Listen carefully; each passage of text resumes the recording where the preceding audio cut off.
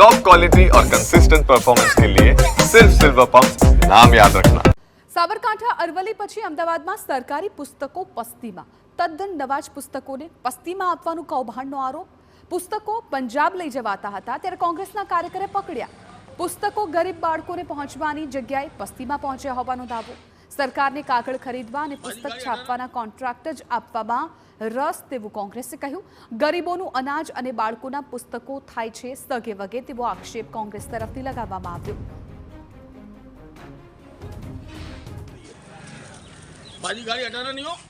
हाँ એટલામાં જ રસ છે ભાજપ સરકારને કે કાગળ ખરીદો, પ્રિન્ટિંગના કોન્ટ્રાક્ટ આપો અને ટ્રાન્સપોર્ટના કોન્ટ્રાક્ટ આપો, પછી એ પુસ્તક સ્કૂલ બેગમાં પહોંચ્યા કે નહીં એની કોઈ ધ્યાન નહીં રાખવાની, બારોબાર સગે વગે જેને કરવા કરે। ગુજરાતમાં આવા બે પ્રકારના ગંભીર કૌભાંડ ચાલે છે।